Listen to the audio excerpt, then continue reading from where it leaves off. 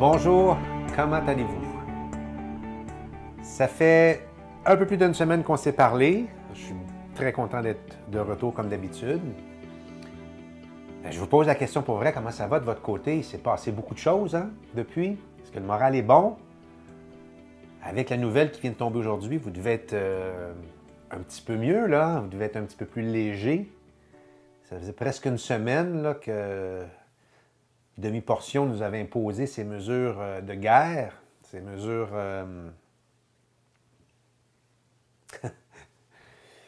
ces mesures d'urgence. Pathétique. Mais c'est pas grave, c'est le show, il est bon en temps. Hein? Comme je dis souvent. Ben oui, écoutez, on va parler un petit peu de ça, là, ce qui s'est passé dernièrement. Ça va être bien relax aujourd'hui. Ça va être en dedans de 30 minutes max. Êtes-vous prêts pour ça? Êtes-vous prêts pour un petit 30 minutes de jasage entre amis? Ce que je veux aborder aujourd'hui, c'est pourquoi est-ce que c'est si difficile que ça de se sortir de cette crise-là? Je veux qu'on parle un petit peu de ça tantôt. Mais avant, on va parler un petit peu de ce qui s'est passé. Demi-Portion fait encore parler beaucoup de lui à travers le monde, en Inde, les nouvelles là-bas, aux États-Unis, évidemment. Il y a beaucoup de grands noms qui ont parlé de lui. Jordan B. Peterson, je pense son nom, un gars que je suis de temps en temps. Il a parlé beaucoup. C'est un Canadien, conférencier, professeur universitaire à Toronto, je crois. Pas sûr qu'il est encore professeur, par exemple. Très connu. Je pense qu'Elon Musk aussi a parlé de lui. Il y en a beaucoup. Je ne connais pas les noms de tous les... J'écoute pas la télé en plus, mais j'ai vu une couple d'affaires passer. Évidemment, Tucker Carlson ne l'a pas manqué une couple de fois. Il s'est fait traiter d'adolescent. Il s'est fait traiter, je pense, d'hystérique, quelque chose comme ça, de folle, je sais pas trop. Toutes sortes de noms assez... pas très flatteurs pour lui. Et j'ai comme un peu l'impression que ça a peut-être eu un effet sur lui pour faire lever les mesures d'urgence. J'ai bien l'impression qu'il a senti qu'il ne se faisait pas beaucoup d'amis globalement. Mais c'est drôle, il faut en rire. Vous vous rappelez, hein? C'est toujours, on est à vol d'oiseau, on est au-dessus de la mêlée, on voit la game en bas, le show il est bon en table, mais on n'est pas dedans. On n'est pas dedans parce que on sait que la victoire est inévitable. C'est absolument impossible que leur plan fonctionne. Tout ce qu'ils peuvent espérer, c'est qu'ils peuvent espérer que ce qui se passe en ce moment dure le plus longtemps possible. Mais comme ils sont acculés au pied du mur, les dirigeants, ils vont jouer toutes leurs cartes, ils vont faire... Puis moins ils vont avoir d'espace là, quand ils vont être acculés contre le mur, là. Moins il va leur rester d'oxygène, là, plus ils risquent de faire des conneries comme ce que Demi-Portion a fait à Ottawa. C'était assez magistral comme gaffe. Hein? C'était assez spectaculaire. Ben c'est ça, ça démontre une folle hystérique qui est en perte de contrôle complètement. Mais il n'a pas le choix, le pauvre lui. Hein? Il y a de la pression par son mentor Schwab et qui le vénère globalement, là, disant que c'est un de ses meilleurs élèves. Là. Alors, on connaît l'histoire un peu, si vous avez suivi ça. Ça fait que c'est ça. Je pense qu'il nous a pris par surprise un peu aujourd'hui. La journée d'enregistrer, je pense qu'on est mercredi le 23 aujourd'hui. Enlevant les mesures. Fait que j'imagine qu'on se sent un petit peu plus tous légers. Tous un peu plus légers. Mais il ne faut pas nécessairement penser qu'il n'y aura pas d'autres stupidités comme ça, et provinciales et fédérales. Là, hein, parce que il va en avoir. Je ne veux pas être prophète de malheur, là, mais ils ne peuvent pas faire marche arrière. C'est impossible. Ils ne peuvent pas faire... Donc, tant qu'ils vont être en liberté, ben, ils vont pousser l'agenda. Ça fait que il faut être patient, il faut regarder ça avec beaucoup de détachement et se dire que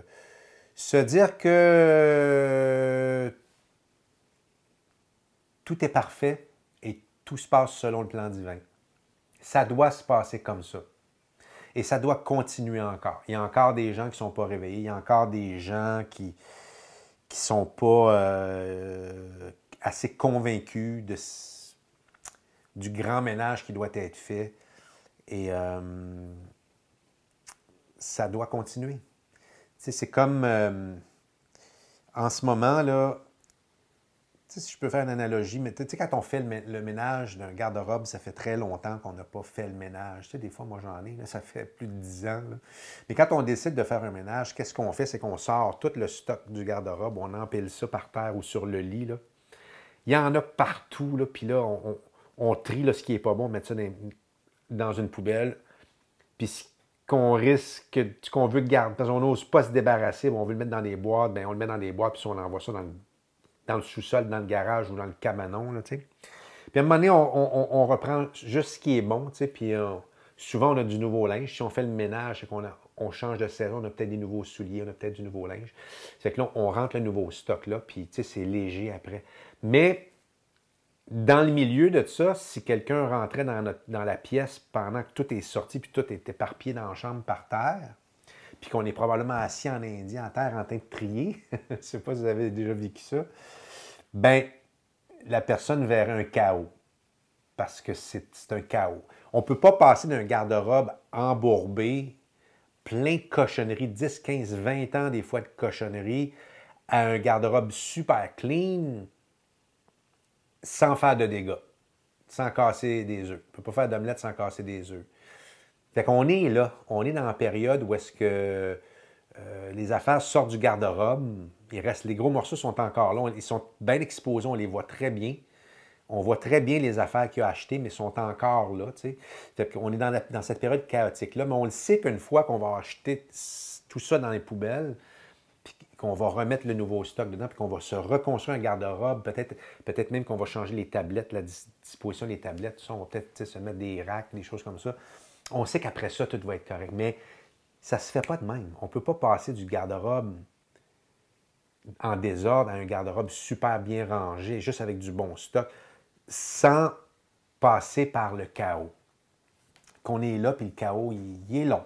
Parce que c'est pas juste d'un garde-robe qu'on parle. Écoutez, on parle d'une société mondiale. On parle d'un changement de paradigme complet. On parle j'en ai déjà parlé par le passé, tous les piliers doivent s'effondrer, tous les piliers sont corrompus, il n'y a rien qui fonctionne bien dans cette société-là. Je vais en parler un petit peu plus tantôt quand je vais arriver vers la feuille, là. Et ça ne peut pas faire autrement qu'être douloureux un peu. Mais si on est en contrôle, si on est bien ancré en soi, puis on se sent détaché de ça, tout devrait bien aller. C'est sûr que des fois, quand ça a passé en chambre, là, quand il a déclaré ces mesures d'urgence, on s'en attendait un petit peu. T'sais. Moi, je me suis dit, ça ne passera pas en chambre. Mais ça a passé en chambre, et là, j'ai eu un petit coup. Là, mais je vous l'ai déjà dit, moi, je vous invite à faire la même chose. Je reste rarement plus qu'une heure ou deux dans une énergie comme ça, à me laisser... Parce qu'à un moment donné, il faut que tu laisses pénétrer l'information des fois. Puis ça m'a affecté un peu. Je me suis dit, wow, j'ai trouvé ça lourd un peu. Puis là, ben, j'ai repris sur moi, puis j'ai tassé ça. Puis je me suis dit, OK, let's go, la vie continue. Puis on écoute de la musique qui nous remonte, ou on se fait un bon repas, ou on s'en va prendre une marche, ou on fait quelque chose qu'on aime. C'est que je suis certain qu'il y en a d'autres aussi qui ont été affectés un peu par ça, mais là, on a une bonne nouvelle. Mais il ne faut pas nécessairement juste filer bien quand on a une bonne nouvelle. Il faut être capable de gérer ces moments difficiles-là. Je ne sais pas si j'en ai déjà parlé dans une vidéo. J'ai déjà dit que je faisais des vidéos souvent que je finissais par flusher. Je ne les postais pas. C'est un sujet que j'ai déjà parlé, mais je ne sais pas si je l'ai posté. En fait, oui, je me rappelle à un moment donné, j'avais fait une allusion avec le film de Godfather, Le Parrain avec Al Pacino. J'avais fait une petite parenthèse, une petite analogie avec. À un moment donné, il y a un chanteur dans le film Le Parrain, je pense que c'est le un probablement. Il y a un chanteur italien, euh, euh, américain, qui vient voir le parrain parce qu'il y a des problèmes artistiques, sa carrière ne lève pas, tout ça. Puis il vient voir le parrain, puis il demande de l'aider, puis il se met à pleurer. Tu sais, puis Marlon Brando, il se lève, puis il shake, il dit Hey, make a man of yourself. Tu sais, deux, trois petites tapes ici, là, il aime bien ça, faire ça, Marlon Brando. Puis, réveille-toi, puis là, il est fâché après lui là, tu sais. Fais un homme de toi, t'as pas le droit, de quoi t'as l'air, là, tu sais. Et ben parce que, spécialement les Italiens, c'est beaucoup dans leur mentalité t'as pas le droit d'avoir l'air d'être faible. Puis, tu sais comment, you're a grown-up man, tu sais, t'as quoi, t'as 45 ans, 50 ans, whatever. Arrête de pleurnicher comme un adolescent ou un jeune de 14 ans, là, tu sais. Puis, je vous parle de ça parce que, moi, je pense que je vous l'avoir déjà dit, que c'est une attitude que moi, quand j'ai vu ce film-là, il y a beaucoup de films que j'ai vus tardivement, moi, parce que pendant 20 ans, je faisais que travailler et je voyais pas de films. Et j'ai vu la plupart des films que j'ai vus, moi, je les ai vus dans les 15 dernières années. Puis ce film-là, j'ai dû le voir il y a peut-être une dizaine d'années ou quelque chose comme ça. Ouais, j'étais bien en retard. Écoutez, j'ai pas encore vu. Je pense que j'ai pas vu aucun Indiana Jones. Je pense que j'ai définitivement pas vu, et je le verrai probablement jamais parce que ça m'intéresse pas. E.T., ça m'intéresse pas. Il y a plusieurs grands films comme ça que ça m'intéresse pas de voir. Mais j'ai pas vu de film de Charlie Chaplin à part les extraits qu'il y a sur YouTube. Mais bref, j'en ai vu plein d'autres, par exemple. Il y a des moments donnés où est-ce que je voyais au moins 10 films par semaine pour faire du rattrapage quand, il y a une quinzaine d'années quand j'ai plongé dans le milieu artistique. Donc, ce film-là, je l'ai vu il y a peut-être une dizaine d'années, quelque chose comme ça, 8 ans, 10 ans, 12 ans. Et ça m'avait frappé, ça, de voir ça. Puis pour moi, c'est quelque chose que j'ai tout de suite intégré dans ma façon d'être. Et j'ai réalisé que j'avais intégré ça aussi par rapport à mon fils. De quoi je parle, c'est que, spécialement pour les hommes, mais aussi pour les femmes, face à vos enfants, ceux qui ont des enfants, là, moi, je pense qu'on n'a pas le droit de pleurnicher ou d'avoir l'air faible ou d'avoir l'air en perte de contrôle face à nos enfants et pour les hommes, en plus, face à notre femme. Je pense qu'un homme dans un couple, je vais peut-être sonner un peu macho ou vieux jeu ou quoi que ce soit, mais en même temps, je pense pas, parce que je pense que la philosophie, la psychologie de couple, en tout cas, je pense que c'est Jordan B. Peterson qui, dans une vidéo que j'ai écoutée aujourd'hui, en parlait. En gros, c'était le sujet qu'il parlait là, un peu. C'est que l'homme, en tant qu'homme, face à nos enfants et face à notre femme, on doit être le pilier. On doit être la personne qui inspire confiance puis tout est en contrôle. Je pense qu'un homme n'a pas le droit de perdre le contrôle face à sa famille. Et une femme face à ses enfants. Je le sais que des fois, ça peut être difficile. C'est un travail, ça prend un conditionnement. Mais c'est très faisable. Et là, je ne suis pas en train de dire qu'une femme ou un homme n'a pas le droit de pleurer et n'a pas le droit d'avoir des émotions. C'est pas ça que je dis, là. Ça nous arrive des fois. Moi, ça m'est arrivé, en tout cas. Tu t'arranges pour être seul ou tu t'en vas t'enfermer dans ta chambre quand tu es vraiment en perte de contrôle, mais tu n'exposes pas ça devant tes enfants et si tu es un homme devant ta femme. Et moi, c'est une chose que je me suis toujours gardé de faire devant mon fils. Même quand c'était très difficile, à part peut-être lorsqu'il avait 3 ans, quand on s'est séparés, quand sa mère et moi on s'est séparés, j'étais jeune moi-même, puis je pense pas que j'ai été en déconfiture face à mon fils, mais je me souviens d'avoir fait une couple de choses que peut-être qu'il a interprété ça comme qu'est-ce qui se passe, papa, tu sais. Mais c'était quand il était jeune, mais je me suis bien gardé toute ma vie de jamais devant mon fils, puis et devant plein de gens, en fait. de montrer que je suis en perte de contrôle, mais surtout pas en famille. Et je pense que c'est une chose que tout le monde, on devrait mettre en pratique. Et c'est pas de faire de la répression de sentiments. Non, au contraire, c'est d'arriver à contrôler ses émotions et, comme je dis souvent, d'arriver, ça prend une maturité, ça prend une force, ça prend un travail pour arriver à être indépendant des circonstances, comme j'ai déjà dit. Un moment donné, ils vont finir par nous attaquer, par nous rejoindre, nous affecter, que je veux dire. Bon, dans un cas comme ça, regarde, isole-toi, puis gère ça toute seule. Là. Va faire une ride en voiture, ou va prendre une marche, quoi que ce soit. Mais face à tes enfants, c'est très important de montrer que tout va bien, tout est sous contrôle. Puis, parce que c'est ça. Qu'est-ce qui peut arriver? Il n'y arrivera rien. Il n'y arrivera rien. Parce que tout est parfait. Parce que il faut faire confiance au plan divin. C'est impossible qu'ils mènent à terme leur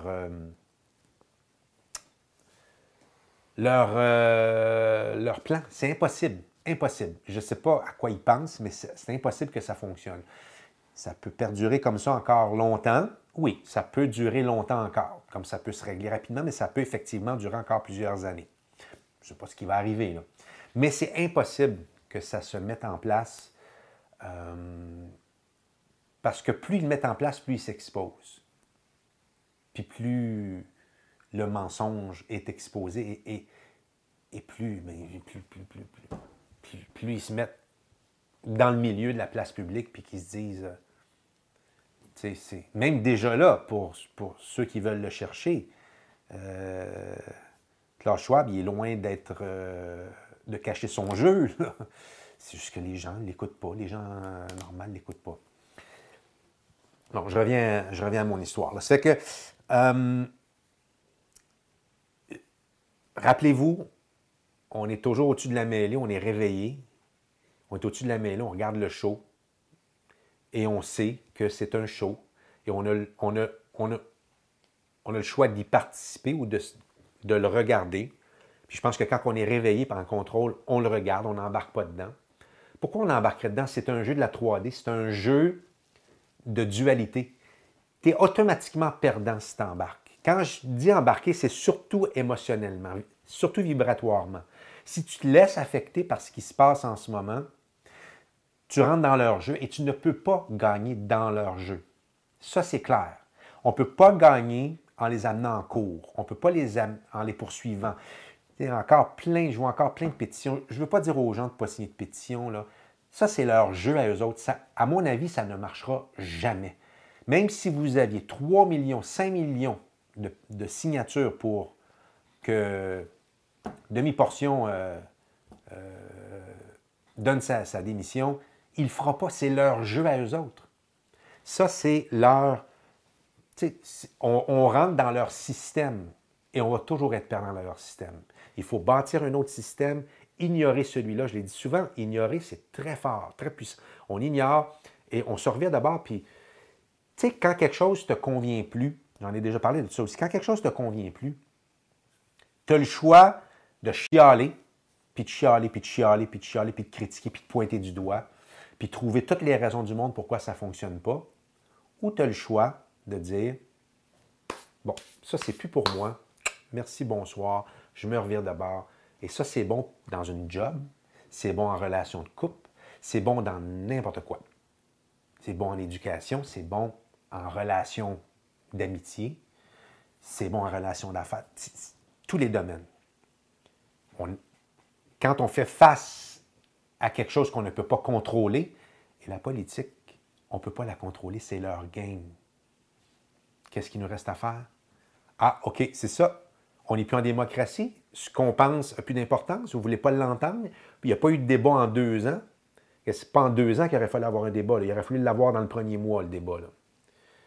Ben, il n'y en aura jamais. OK, c'est beau, parfait. Ça ne m'intéresse plus, votre monde. On n'essaie pas de les poursuivre. C'est correct de le faire, là, parce qu'à quelque part, ça leur montre qu'on est en vie. Je ne dis pas de ne pas faire ça. Là. Il y en a qui entreprennent des démarches, puis il y a des procès, puis tout ça. Mais ce n'est pas comme ça qu'on va s'en sortir. Ça, c'est juste pour leur tenir tête. Mais de notre côté, il faut se revirer de bord puis bâtir le nouveau monde. J'en ai déjà parlé de ça. Il faut sortir de ça, il faut être détaché. Tu les regardes jouer le jeu, leur jeu, puis tu regardes le spectacle, puis à un moment donné, badabing, badabang, le château de cartes va s'effondrer. Alors, je sais que j'ai sauté des points que je voulais parler, mais je vais enchaîner avec la petite feuille ici, puis si j'ai du temps à la fin, je vais peut-être parler incorporer d'autres choses ici. Je ne lirai pas tout ce qui est ici, là. C'est juste des aides-mémoires, mais je vais essayer tout simplement de vous dire un peu ce qui est là-dessus. J'avais intitulé ce sujet-là, je voulais en faire un sujet complet d'une vidéo, mais je trouvais que c'était trop lourd, peut-être un peu, fait que je vais juste effleurer le sujet. Pourquoi est-ce que c'est si difficile qu'on sorte de cette crise-là? Bien, c'est parce qu'on est en changement de paradigme. On est dans une période de rééquilibrage des vérités et des mensonges. Nous vivons dans une société de mensonges depuis toujours. Des fois, le mensonge était moins gros, il nous affectait moins, mais tout est basé sur le mensonge. On a toujours vécu dans le mensonge. Et parfois, ça ne nous affectait pas. On arrivait quand même à tirer notre épingle du jeu, puis certains même arrivaient même à avoir beaucoup de succès. Quand tu te plies, quand les règles sont corrompues, puis tu décides de jouer le jeu de cette façon-là, ben il n'y a pas de raison que tu ne réussisses pas. Et là, je ne suis pas en train de dire que tous les gens qui ont fait de l'argent et qui ont bien réussi dans la vie sont corrompus. C'est pas ça que je suis en train de dire. Vous allez comprendre, OK? Donc, on est dans un rééquilibrage de vérité et dans le but de vous aider à comprendre l'ampleur du mensonge, je vais vous citer une couple de points ici, là. Certains, la plupart, probablement que vous savez toutes, mais des fois, c'est juste bon de se les rappeler pour arriver à... des fois, on a toutes les idées dans la tête, mais on a de la difficulté à voir ça clair. C'est comme tout est en agrégat. Mais des fois, on ramène ça, puis on met ça à l'ordre. Ah, OK, là, on comprend pourquoi on pense comme ça. Bien, OK, tout est mensonge. Les médias, on sait qu'ils nous mentent. On l'a bien vu depuis 2 ans, mais ils nous mentent depuis toujours. Ils manipulent l'information, ils manipulent les intentions d'achat, de pensée des gens qui écoutent. La politique, on n'a pas besoin de commenter ça. La santé, le pharmaceutique, je n'ai pas besoin de commenter ça non plus, vous le savez très bien. On veut nous faire prendre des trucs qui sont de toute évidence pas testés, pas sûrs. Au contraire, il y a beaucoup de gens qui en décèdent, etc., etc., là.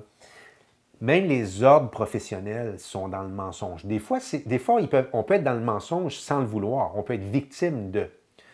Mais souvent, ceux qui ont des entreprises, moi, je l'ai vécu, je me suis fait montrer la porte de l'entreprise où j'étais, un autre endroit, parce que, justement, je parlais, et ils avaient peur que ça ne cadrait pas dans leur politique d'entreprise, qu'on me dit. Pas de trouble, je vais m'en aller. Une autre place m'attendait, ça faisait comme 3 semaines, 1 mois qui m'attendait.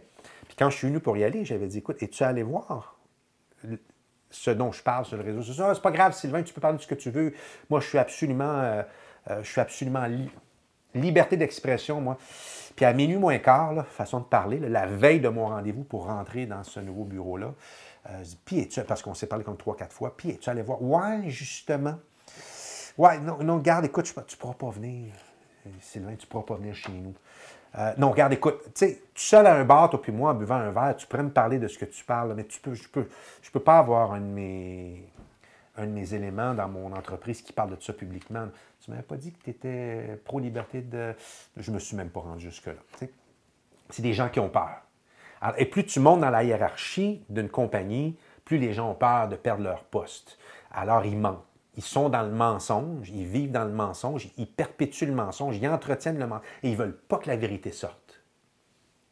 C'est ça que je parle quand je parle des ordres professionnels et des entreprises, etc. Et l'enseignement, on nous enseigne des faussetés depuis toujours. Dans l'éducation, moi je me rappelle, j'avais 5-6 ans, puis déjà je savais qu'en maternelle, j'avais posé des questions aux profs. J'étais très intrigué par les pyramides.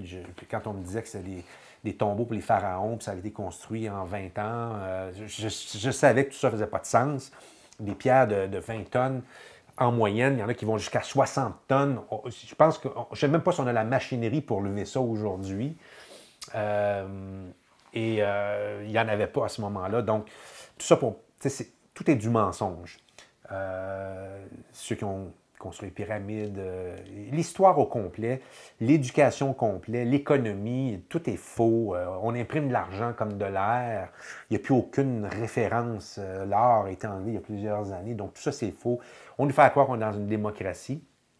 Mais les partis qui sont démocrates libérales, tout ce qu'ils ont de démocrate libéral, c'est le nom et la façade, l'apparence. Mais en arrière de ça, il n'y a rien de libéral, il n'y a rien de démocrate dans ces partis-là. Donc, la fameuse gauche, c'est une illusion. Donc, encore une fois, c'est un mensonge. La dette, tout ça, c'est tout un mensonge. On n'est pas en dette. On n'est pas de dette. La dette, l'argent, de toute façon, l'argent, est imprimé, c'est voulu. On nous met en dette, mais ce que je veux dire, c'est que la dette est artificielle. Et on a juste à voir ce que le gouvernement a fait depuis 2 ans. 2000 $ par mois, ouais, 2000 $ par mois. Let's go, on monte la dette, on monte la dette. Pourquoi? Parce que leur plan est d'arriver avec, on a une solution pour vous autres.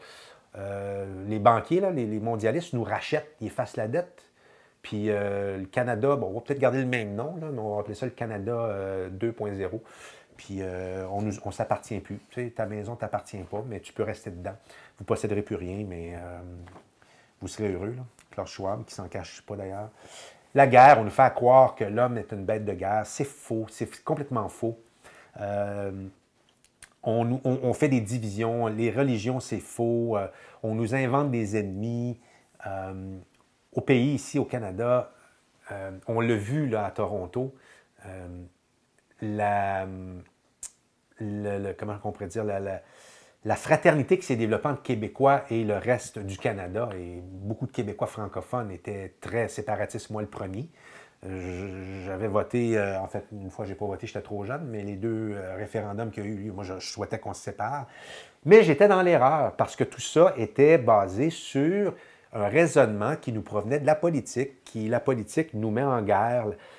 Politique fédérale, politique provinciale ici au pays nous mettent en garde tout le temps, nous font voir les anglophones comme l'ennemi et vice-versa. Alors qu'en réalité, quand on se retrouve dans une situation comme dernièrement, on se rend compte qu'on est tous égaux, on est tous des frères et sœurs, puis il n'y a pas de raison qu'on ne s'aime pas. Donc tout ça, c'est tout fabriqué.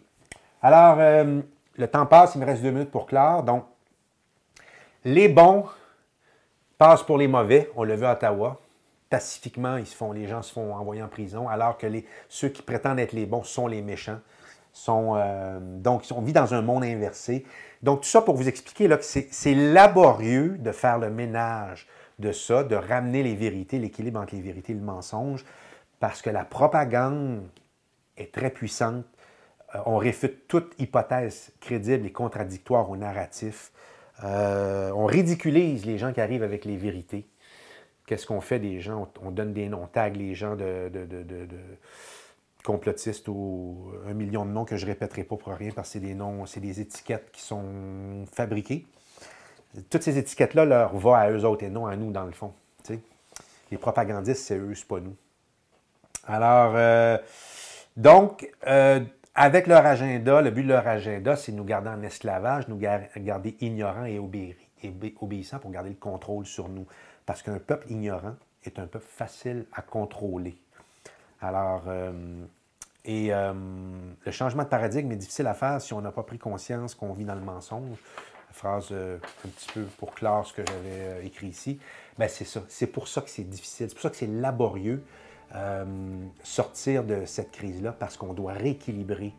Et il y a des gens qui sont plus longs, il y a des gens qui ne veulent pas voir la vérité.